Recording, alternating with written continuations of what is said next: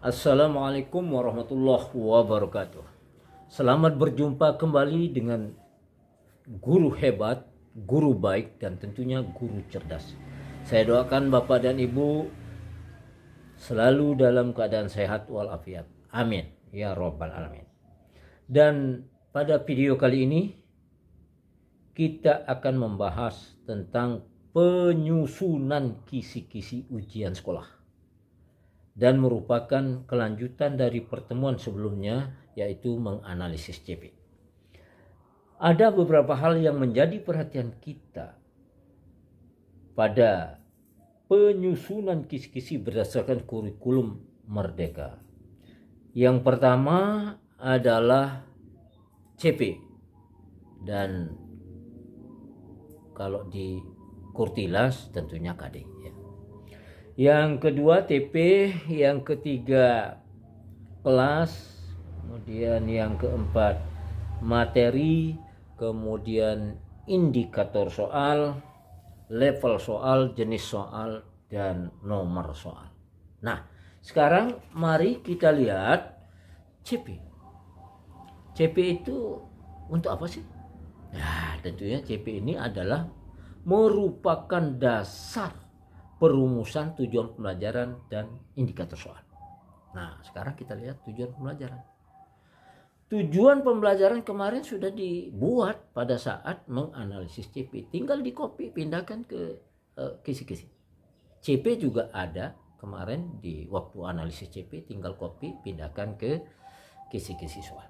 Nah, sekarang yang jadi fokus kita tujuan pembelajaran. Tujuan pembelajaran ini adalah apa yang harus dikuasai peserta didik. Itu tujuan pembelajaran. Sedangkan indikator soal perilaku spesifik yang diukur ditandai dengan kata kerja operasional.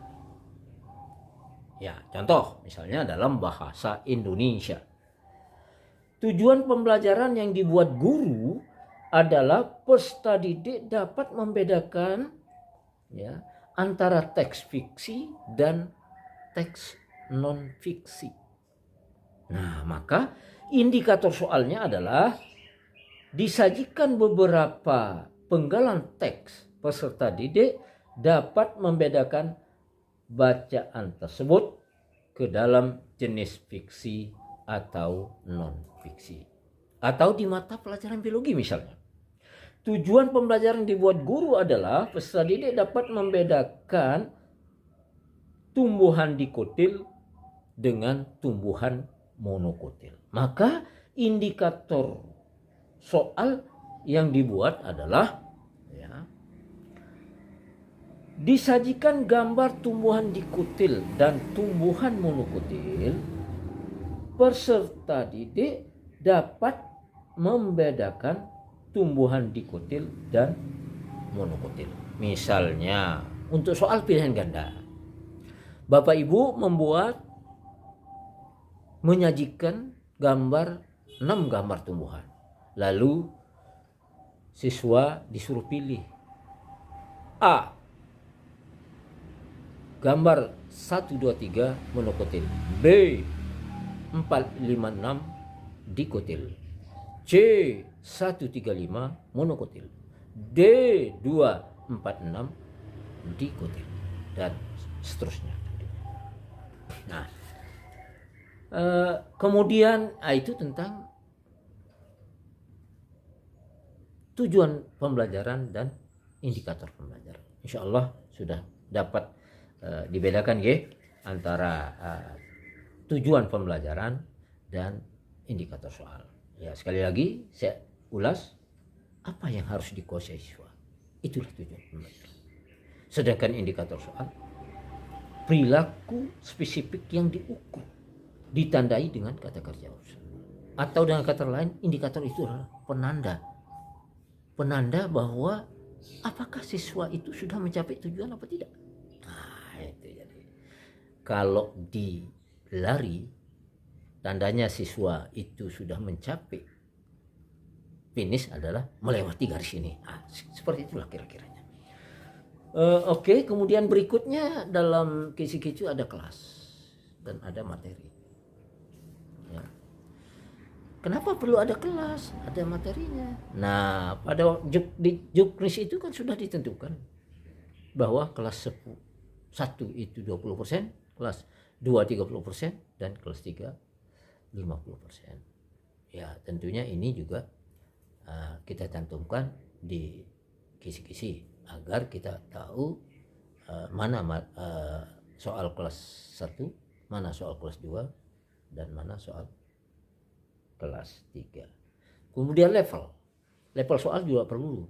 Kenapa? Karena di juknis itu kan sudah ditentukan bahwa hot itu 20%, kemudian mod 50%, dan lot 30%. Sehingga dengan mencantumkan level di kisi-kisi, tentu kita sudah mengetahui bahwa ini sudah mencapai 50% soal mod misalnya. Kemudian jenis soal PG, nah kemarin di juknis sudah ditentukan bahwa 50 soal itu adalah pilihan ganda semuanya. Kemudian nomor soal, kemarin di pertemuan MGMP kita ada pertanyaan, boleh tidak urut? Boleh, tetapi sebaiknya urut lah, dari 1, 2, 3, 4, 5 sampai 5, 50. Oke. Untuk lebih jelasnya nanti Bapak Ibu, saya sudah buatkan link untuk melihat ya lebih detail tentang kisi-kisi soal ini.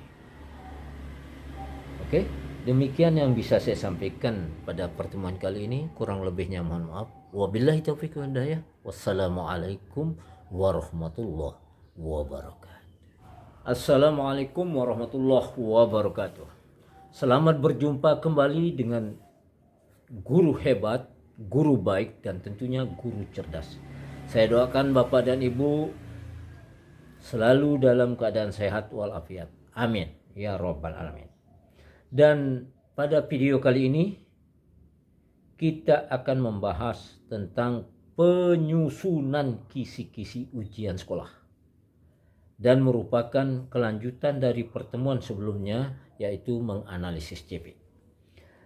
Ada beberapa hal yang menjadi perhatian kita pada penyusunan kisi-kisi berdasarkan kurikulum Merdeka. Yang pertama adalah CP, dan kalau di Kurtilas tentunya KD ya.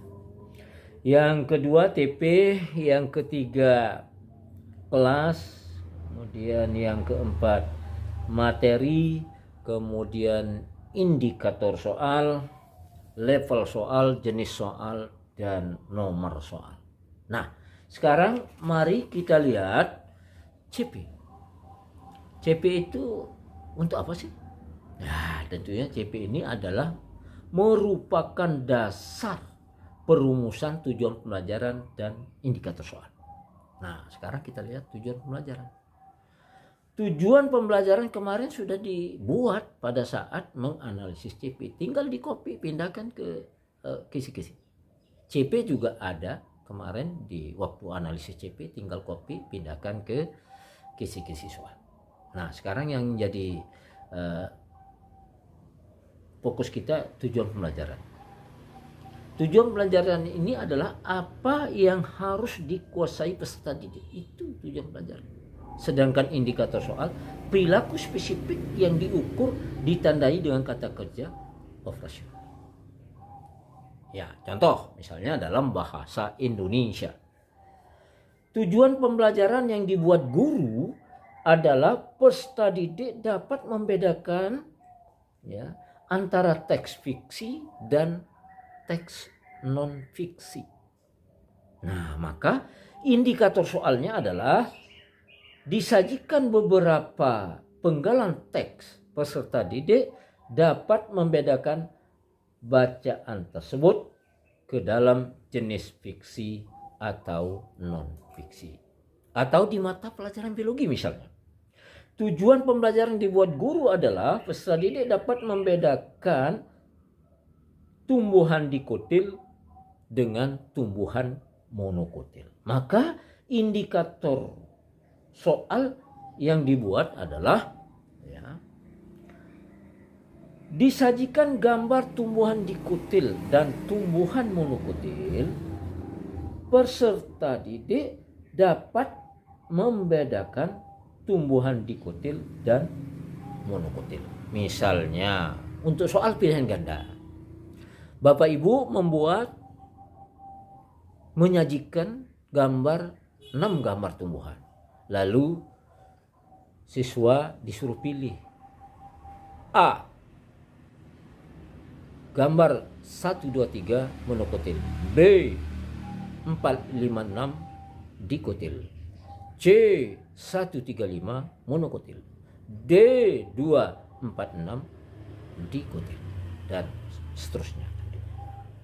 Nah, kemudian itu tentang tujuan pembelajaran dan indikator pembelajaran. Insya Allah sudah dapat dibedakan ya antara tujuan pembelajaran dan indikator soal. Ya, sekali lagi saya ulas, apa yang harus dikuasai siswa, itulah tujuan pembelajaran. Sedangkan indikator soal, perilaku spesifik yang diukur, ditandai dengan kata kerja usaha. Atau dengan kata lain, indikator itu adalah penanda bahwa apakah siswa itu sudah mencapai tujuan apa tidak. Nah, itu jadi kalau dilari, tandanya siswa itu sudah mencapai finish adalah melewati garis ini. Nah, seperti itulah kira-kiranya. Oke, kemudian berikutnya dalam kisi-kicu ada kelas dan ada materi. Ya. Kenapa perlu ada kelas, ada materinya? Nah, pada di juknis itu kan sudah ditentukan bahwa kelas 1 itu 20%, kelas 2 30%, dan kelas 3 50%. Ya, tentunya ini juga kita cantumkan di kisi-kisi agar kita tahu mana soal kelas 1, mana soal kelas 2, dan mana soal kelas 3. Kemudian level soal juga perlu. Kenapa? Karena di juknis itu kan sudah ditentukan bahwa hot itu 20%, kemudian mod 50%, dan lot 30%. Sehingga dengan mencantumkan level di kisi-kisi, tentu kita sudah mengetahui bahwa ini sudah mencapai 50% soal mod misalnya. Kemudian jenis soal PG, nah kemarin di juknis sudah ditentukan bahwa 50 soal itu adalah pilihan ganda semuanya. Kemudian nomor soal, kemarin di pertemuan MGMP kita ada pertanyaan, boleh tidak urut? Boleh, tetapi sebaiknya urut lah dari 1, 2, 3, 4, 5 sampai 5, 50. Oke. Untuk lebih jelasnya nanti Bapak Ibu,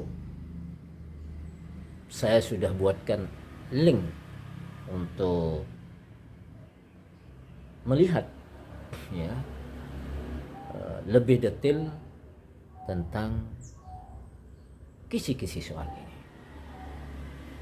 Oke, demikian yang bisa saya sampaikan pada pertemuan kali ini. Kurang lebihnya mohon maaf. Wabillahi taufiq wal hidayah. Wassalamualaikum warahmatullahi wabarakatuh.